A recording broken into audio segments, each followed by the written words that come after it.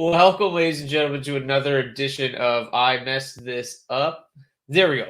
Welcome, ladies and gentlemen, to another edition of the DFO DFS Report. I hope everyone had a great weekend. It is a very Monday over here, but because of American Thanksgiving this week, we've actually got a pretty nice string of games here to start the week, which is beautiful. We've got a 6-game slate on Monday.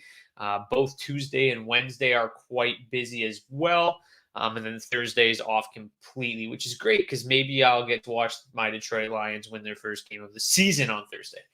Unlikely, but I don't know if you noticed, we got a new light in here today. It's looking a lot better. I got one of those ring lights. I'm officially an influencer or something like that, I think is what that means. So hopefully everything looks a little bit better. But the same great content has not changed. If you're new to the show, be sure to sign up for DFO Premium for as little as $19.99 for the month. You get access to all the charts that you are about to see. And then as well, you also get our daily projections and our daily lineup optimizer as well if you need a little bit extra help other than just the charts and then obviously this video. So hope everyone's doing well. Let's get into tonight's slate. We've got the Buffalo Sabres and the Columbus Blue Jackets to open things off. I was a couple minutes late to go live just because I was waiting to see if the Sabres would announce their starting goaltender. They did not. So it remains to be seen. But with Aaron Dell going yesterday, it's almost certainly going to be Dustin Tokarski, but I did want to get that confirmed on the slate. But whatever. Here we are. Jonas Korpisalo goes for the Blue Jackets. We have a rare confirmed starting goaltender for the Nashville Predators. We will see UC Saros go for Nashville, and then John Gibson's most likely going to start for the Ducks. They've had a number of days off in a row, so I would be surprised if it's not John Gibson for Anaheim. The Blues will go with Jordan Binnington. We'll almost certainly see Robin Lehner for the Golden Knights. Laurent Brossoit was given a random start over the weekend, so it's almost certainly going to be Lehner, although unconfirmed. For the Jets, they will go with Connor Hellebuck. Pittsburgh Penguins will go with Tristan Jarry. The Colorado Avalanche host the Ottawa Senators, who return to action after having an entire week off due to COVID. They will turn to Philip Gustafson. Unclear who goes for the Avalanche, but it's expected to be Darcy Kemper. And then in the nightcap, we've got the San Jose Sharks hosting the Carolina Hurricanes. It will be James Reimer versus Antti Ranta. So let's get into tonight's games, tonight's breakdowns.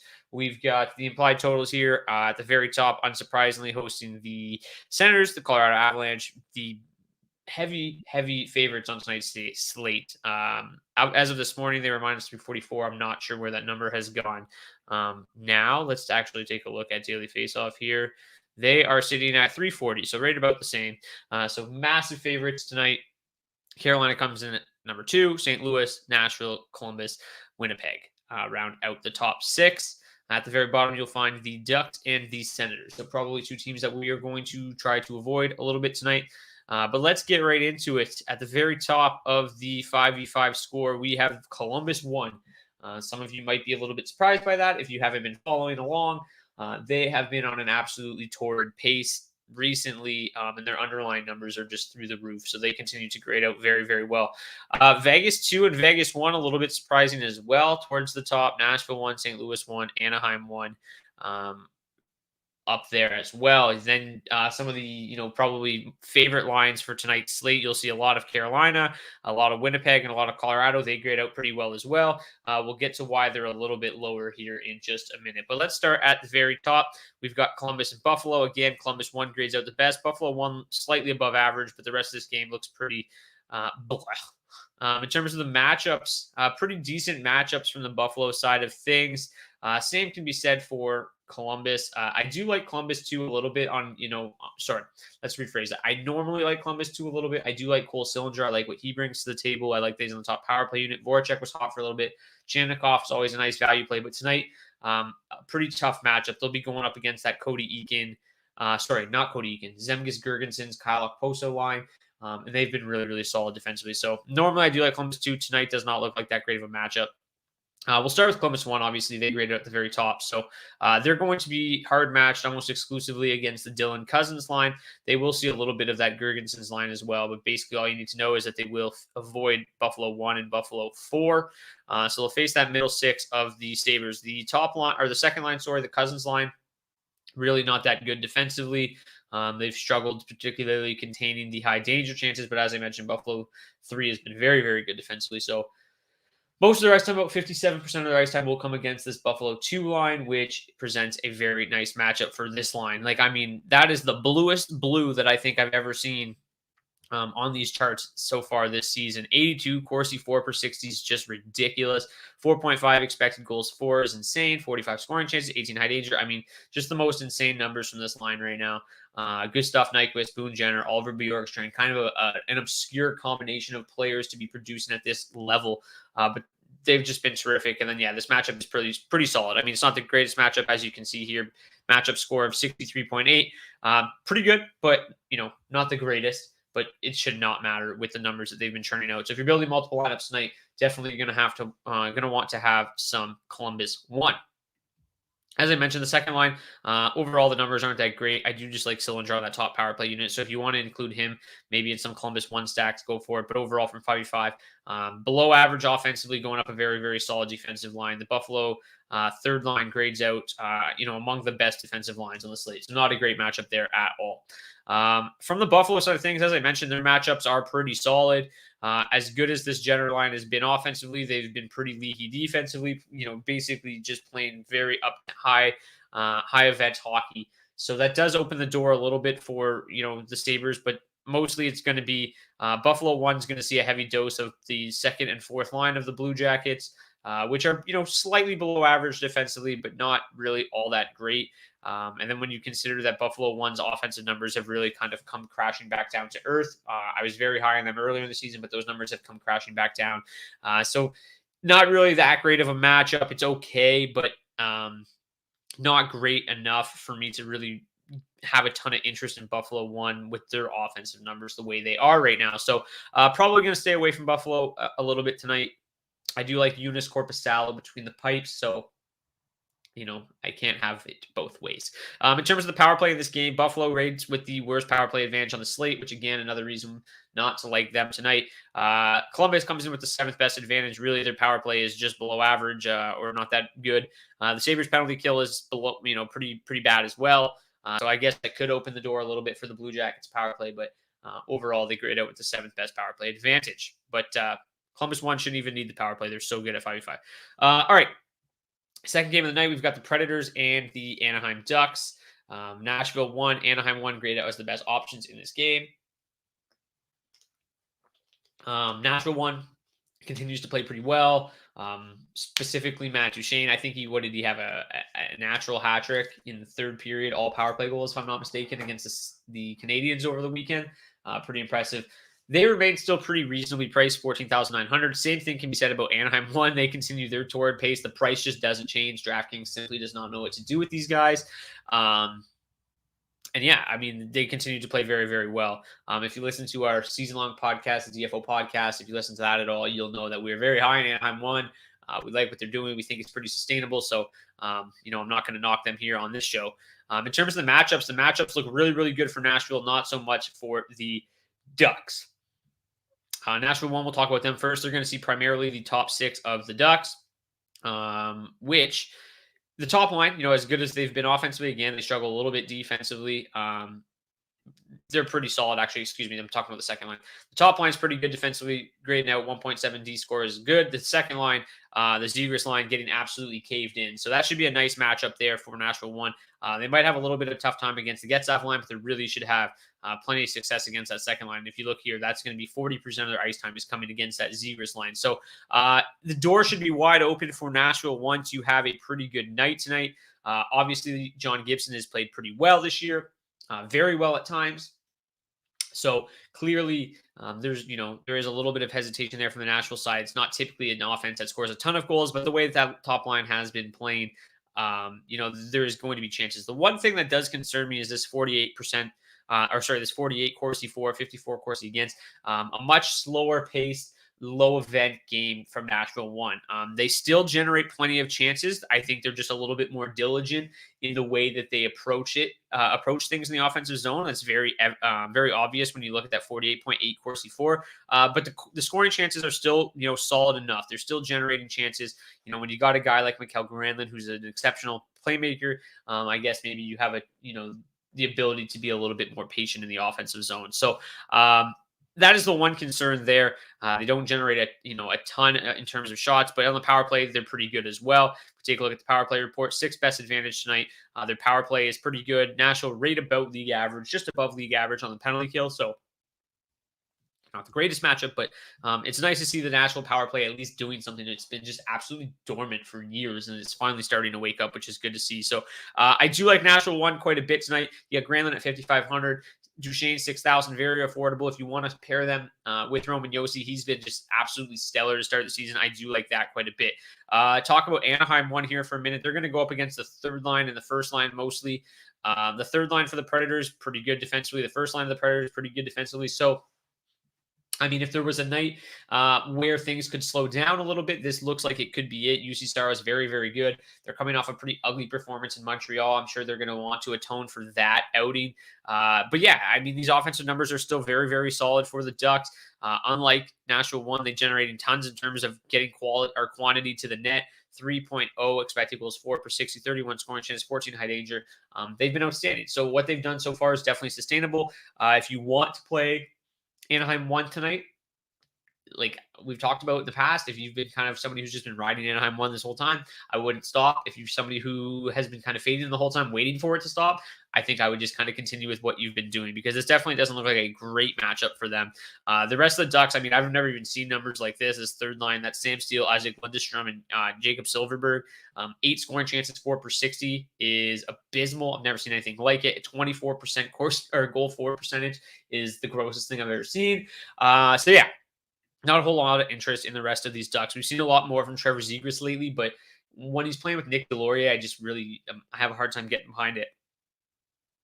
I mean, he could still, put the puck in the net at the end of the day, but when he's playing with Nick Deslauriers almost exclusively, and they're getting caved in, 40% Corsi for, 41% expected goals, 4%, it's just really hard to kind of get behind that. So against a pretty quality Predator side, I'm going to stay away from Anaheim 2 tonight, probably Anaheim as a whole, because I am somebody who hasn't really been playing that Anaheim 1 and just continue to get burned. I have reaped the benefits of them in season-long, but not so much in DFS. Third game of the night, we've got the Golden Knights and the St. Louis Blues. Again, looks like there's going to be plenty of offense in this one. I've talked time and time again that the Golden Knights are just a tire fire defensively. As they start to get healthy again, I'm sure those things will kind of figure themselves out. But as of tonight, Max Pacioretty's on the trip, will not play tonight. Same thing on the other side for the Blues. Braden Shen getting very, very close, but will not play tonight. So no lineup changes for either team tonight. Outside of, I think, Nico Mikkola is going to replace Robert Bortuzzo. That's the only change for the Blues, but that's not really noteworthy. All right, so first line against first line, second line against second line, and then basically bottom 6 against bottom 6 is the way things are going to break down in this game. As you can see on the matchup score here, exceptional numbers across the board for the Blues. Slightly tougher matchup for St. Louis, too, going up against the Nick Waugh line, but still very, very good. Nick Waugh line still not all that great defensively. As you can see here, they're slightly above average defensively, but you really want to try to target this first and third line of the Golden Knights right now. They're struggling mightily. This top line, the Stevenson-Stone line, still generating plenty of chances offensively. Dadonoff's been pretty solid in that top 6, but just not quite the same as they are with Pacioretty in the lineup, which shouldn't come as much of a surprise. Struggling defensively, still getting it done offensively. So the problem for them is they're going to go head-to-head with the Ryan O'Reilly line most of the nights. So it's kind of a weird game because you both the lines that you'd probably want to target have pretty difficult matchups.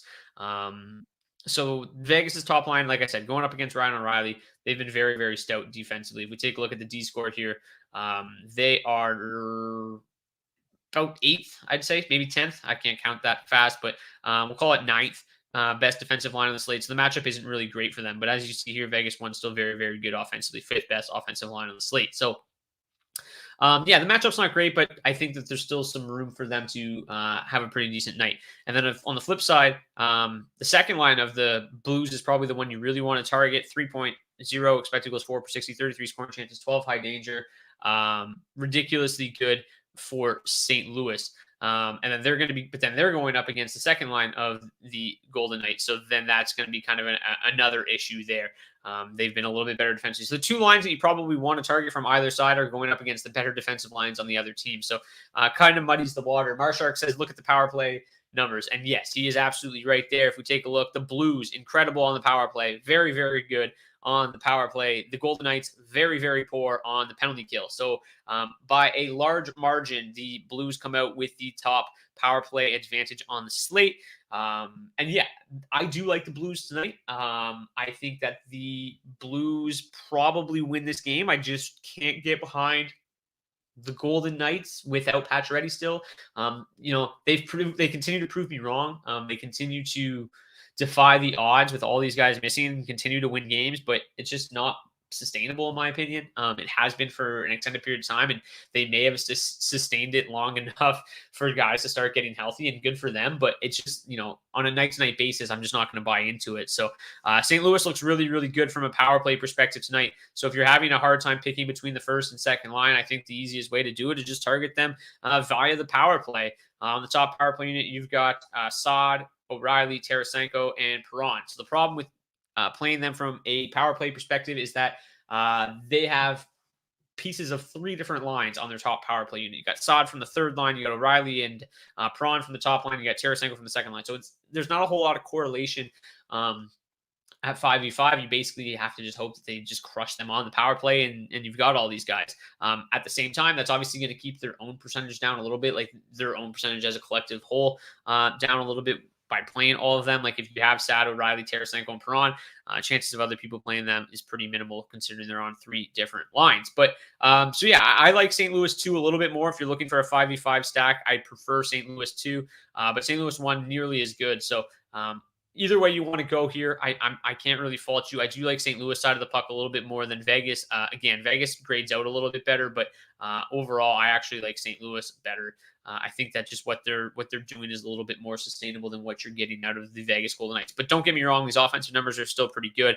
I'll definitely sprinkle in these top two lines a little bit. I think that the second line of the Golden Knights is probably my preferred play. They just present a ton of value here. Janmark had like 8 or 9 shots over the weekend at minimum price. Nick Waz played very, very well. He's playing like 20 minutes a night at 3,500. He's a nice value center. Riley Smith, still solid option at 4,000. So I mean, the top line's not that expensive either for who they are. I mean, you got Dadonov, Stevenson, and Stone at a very reasonable price, 14,400. So if you want to go there, that's fine. But if you're looking for like a super value line stack that could get do some damage, play 20 minutes tonight, it's definitely Vegas too. Where are we at? Fourth game of the night, Winnipeg and Pittsburgh. So yeah, another game where there's tons of high price options, but this game could go either way. We've seen Pittsburgh play in some very high scoring, up-tempo games.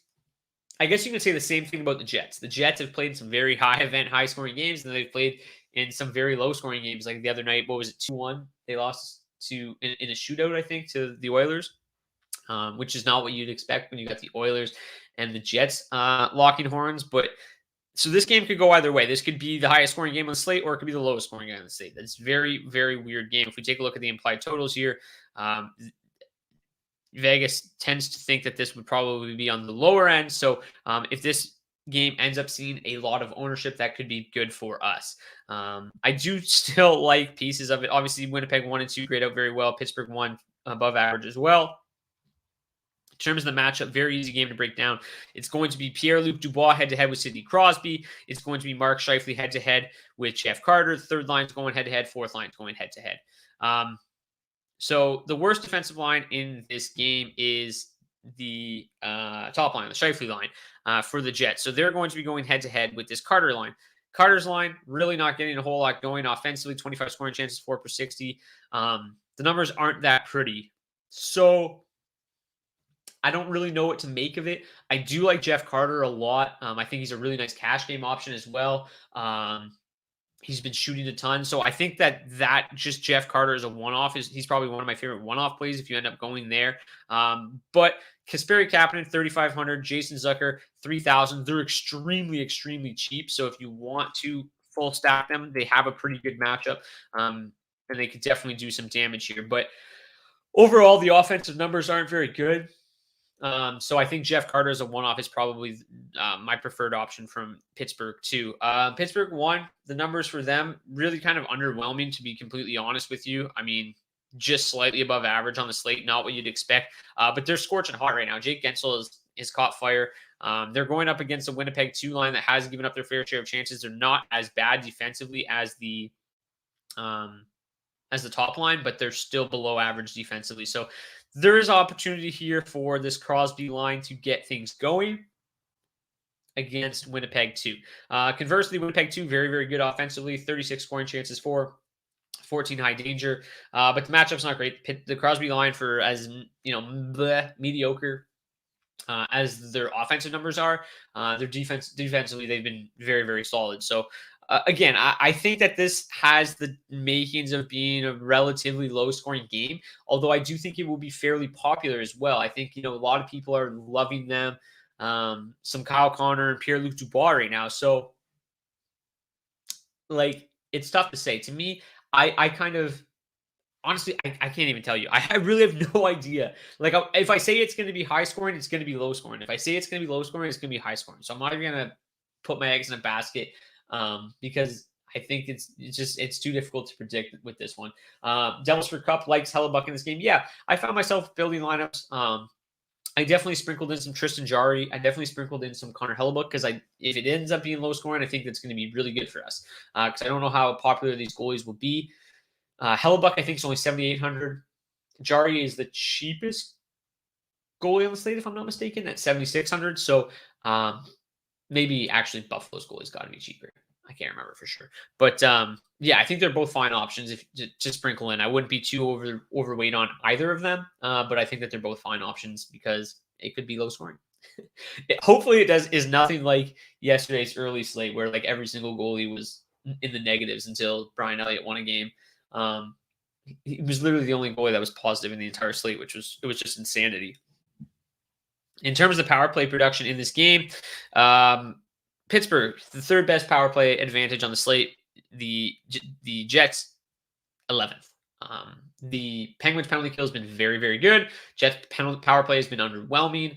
Penguins' power play has been solid. Jets' penalty kill has struggled. So, yeah, the Penguins' top line I think is interesting tonight for those reasons. Again, pretty reasonable matchup against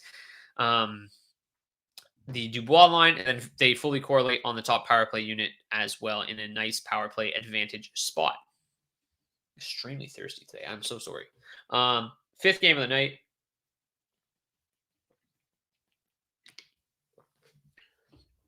The Avalanche and the Senators. So the Senators, again, obviously took a whole week off. They're back. Here's the lineup for tonight if you don't know it. Chuck Norris, Stutzel at the top, Paul, Tierney, Connor Brown, Formanton, Gambrell, Ennis, Sanford, Shaw, Watson. And on the back end, you've got Lassie Thompson with Shabbat, Artem Zub with Victor Mete, and Josh Brown with Nick Holden. I actually think that's wrong. I'm sorry about that. I got to fix it. I think Nick Holden will be held out tonight, if I'm not mistaken.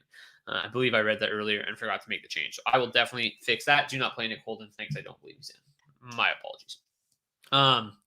Look for Michael Del Zotto. I would probably assume when replace him. Colorado 1 grades out well. Ottawa 1 looks okay. The rest of this game looks pretty mediocre. Now, I keep getting in trouble with Nazem Kadri because I'm like, this can't continue. And it seemingly does continue every single night. Kind of a difficult game to break down because Reimer's 7,400, Jarry's 7,600. Okay, so he's not the cheapest goalie. Reimer is. Reimer's been so good this year, but boy, is this a tough spot. But yeah, so we've got no real hard matching. There is going to be a lot of Colorado 1 versus Ottawa 1, but not really a whole lot of hard matching. Just kind of a little mix. From the center side of things, that second line is so good defensively. They just don't do anything offensively whatsoever. I mean, what is that? Just terrible. I mean, who are these guys? It's no Anaheim 3, but they're terrible offensively. So yeah, without McKinnon, these numbers are pretty underwhelming. And then you've got Kadri, who's just scorching hot. I 5v5, they do nothing. They're terrible. 32.3 expected goals for per 60 is horrendous. So yeah, I'm probably gonna fade Kadri again tonight. I mean, he's up to 6,800. Thank God. Makes him a lot easier to fade. If you think he's going to continue, go for it. Again, it's similar to Troy Terry. You've been playing him great. If not, you haven't. I'll have some Kadri and like some power play stacks for the Avalanche. If we take a look at the power play here, the second best power play advantage, the Senators' penalty kill has been a nightmare. So I think Kadri obviously has some relevancy on the power play.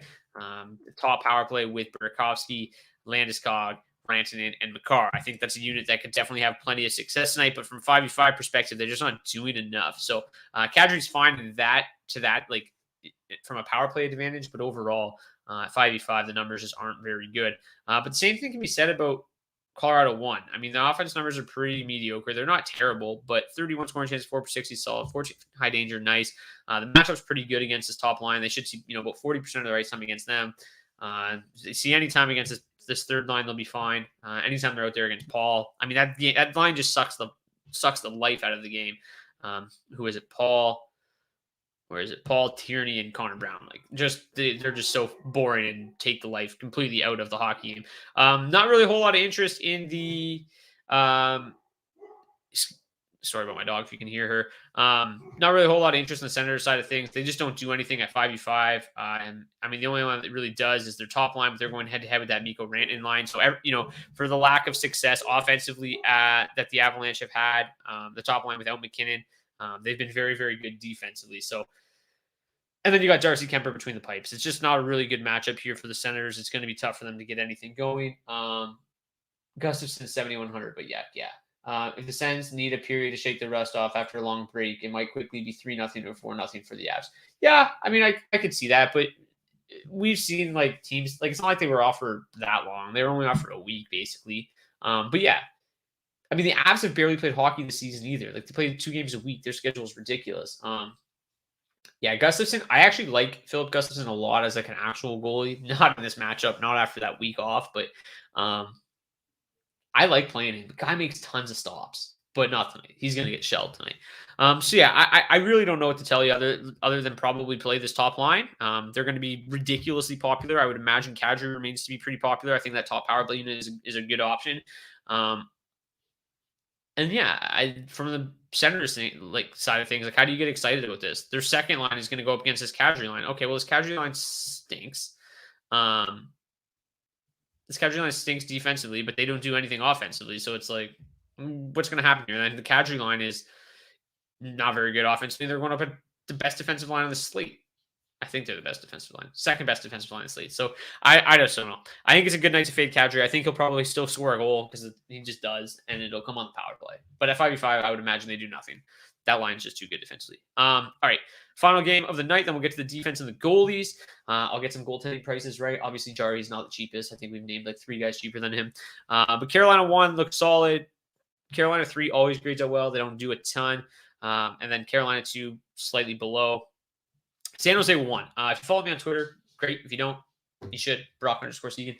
I tweeted out that because Jonathan Dahlen is out for the Sharks, and Timo Meier, Logan Couture, their numbers with Dahlen and without Dahlen take a massive hit with Dahlen out of the lineup. So San Jose 1 is a line that I have enjoyed targeting throughout the course of the season. Will not be on them tonight. I don't like the Sharks really at all. I mean, the matchup looks pretty good going up against this Aho-Jarvis Svechnikov line. They haven't been great defensively, but they've been outstanding offensively. But these offensive numbers just aren't enough without Dahlen for me to get too excited about the Sharks tonight. So meanwhile, they've been pretty good defensively. But this Svechnikov, Aho, Jarvis line has been an absolute load offensively. So even if Couture, Meier, and I think it's Barabanov, if I'm not mistaken, let me just make sure I'm not right. Yeah, sorry, Rudolph Balcers. Even if they've been pretty good defensively, this is a matchup that Carolina 1 could definitely win. Their offensive numbers are patently absurd. They grade out as the second best offensive line on the slate. So, yeah, I think it's a matchup that they can definitely win. Then you got the second lines will basically be going head-to-head most of the night, which not great offensive numbers from the second line, but the matchup is very, very good against the Tomas Hertl line. So I think that, you could definitely sprinkle in some Carolina too as well. Trocheck, I don't really love Jesper Fast. He's up there, but, if you go Trocheck, where is he? Trocheck and Teravainen as a mini stack, they're going to correlate with Aho and Svechnikov on the top power play unit. I think that's fine. Not really a whole lot of interest from the Sharks side of things. I do like Antti Raanta a lot. I do like the Hurricanes to win this game. If you really are looking for some more value and particularly some value from this game, Carolina 3 does look good. 2,900 for Niederreiter, 3,100 for Stahl, 4,200 for Netchas. Obviously, he's the best offensive player on that line, but very, very cheap, 10,200. The matchup is pretty good going up against basically everybody except for San Jose 1. San Jose's second line is really the only one that struggled defensively. The rest of their bottom six just does nothing. Like, the bottom six is just basically out there. Like, let's not get scored on, but let's just make sure we don't take too many risks because they do nothing offensively either. So, I think that obviously Jarvis is the top play in this game. Like, he's going to be wildly popular if people are finally catching on, but he's still only 3,300. So, you have to play him. He's going to be Mario Ferraro. Yes, of course, Mario Ferraro. But here's the thing. This is what happens every year. We love Mario Ferraro. He's my guy. We play him, blocks a million shots, scores some goals, picks up some apples, gets to 5,000, and then you stop playing him. And then he'll struggle for like a couple days, and then he'll be back down to 4,200 and you'll play him again. But at 5,000, it's a bit of a steep price to pay.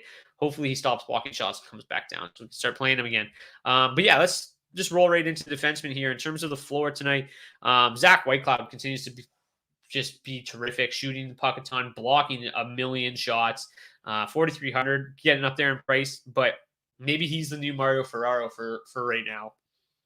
Eric Johnson's definitely one of my favorite defensive punts on the slate, 3,200. Again, same thing, not blocking quite as many shots, not taking as many shots, but doing just enough every single night. Has hit that 3 block shot bonus very frequently this season. So Eric Johnson's terrific. And then obviously, he has plenty of opportunities to pick up an odd point tonight as well if they end up pounding these Senators. So Justin Falks dropped down to 3,900. He looks very, very appealing as well. Colton Parayko, 24 minutes a night at 4,400 is a nice value. As I mentioned, Ferraro looks great, but 5,000, probably a couple other guys a little bit better than him. So yeah, not a whole bunch of just really dirt cheap options tonight. Like, I'd say Eric Johnson's probably the prime dirt cheap option. Then Robert Hagg's another guy blocking a ton of shots. And then Brett Pesce is a guy that I really like tonight. I think he's 3,100. He doesn't pop up super high on here. Yeah, 3,100. He's on the second power play unit. Him and Seth Jarvis as like a little mini value stack, like just to like round out your lineup or something like that, is interesting to me. They both correlate in the second power play unit. They see a little bit of time and even strength together. Obviously, Jarvis has been great in that top power play unit. So if you're looking for just kind of something cheap to round out your lineups, looking for a defenseman, maybe a winger, I do like a Jarvis Pesce mini just to kind of cap things off. They've got plenty of upside. They have plenty of correlation as well. So they're a nice little mini value option if that's kind of how you're building your lineups. Everybody builds their lineups differently. If that's the route you go, then terrific. And goaltenders. All right, so let's get the pricing right. In terms of my goaltender projections this evening, Darcy Kemper, unsurprisingly, at the top. Really, really like Antti Raanta as well. Then you've got Connor Hellebuck at number 3. So those are the top 3 options, in my opinion. If we're looking at guys a little bit further down the list, some value, as I mentioned, Tristan Jarry, certainly somebody who would fall under that category if that ends up being a lower scoring game. I think he's got back-to-back shutouts. He's just 7,600. I think Robert Lehner is definitely interesting as well. If you're not playing the Blues, Lehner is going to see a ton of shots tonight. And more often than not, he has stood up to the volume. So he looks good. And then John Gibson, 7,300. Gibson's been outstanding. It's not like the Predators are this offensive juggernaut. They have struggled to score goals at times. So as much as I do like the Predators, at least their top line, their top power play unit, I don't know. Like, I think John Gibson at 7,300, you can do worse than that. So I think he's worth a punt play there. And then Jonas Korpisalo at 7,700. He's just too cheap going up against a Sabres team that they should just massacre tonight. They're coming off a back-to-back. Their top line is in fuego. So yeah, that's pretty simple there. And then, yeah, let's just go back to the big board really quickly here before we head out. If you guys have any final questions, let me know. There was something else I wanted to say, but I can't remember. Don't remember. But all right, that is going to do it for today's DFO DFS report. Thank you guys so much for tuning in. I hope you guys return with more money in your bankroll tomorrow than you have tonight. We will be back here same time, same place, 5 p.m. Eastern for another DFO DFS report tomorrow.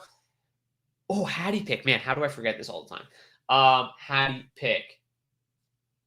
The obvious one is going to be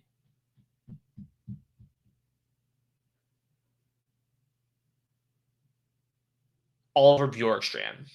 That's my obvious pick for the night. He's going to get going like crazy tonight. That line just looks too good of a spot. So Bjorkstrand's going to be my top Hattie guy. And then for value, it's Seth Jarvis. How could it not be? I love the Hurricanes in that game. He's scored 3 straight. He's playing in his 10th game of the season tonight, which means he's going to burn the first year of his entry-level contract. Got to be excited that he made the team. Looking to stay hot. So Seth Jarvis is my cheap guy for Hattie tonight. We've got Oliver Bjorkstrand, 2 right wingers going off tonight. Yes, as Graham says, please smash that like button. And then we'll see you guys back here tomorrow. Same time, same place. Cheers.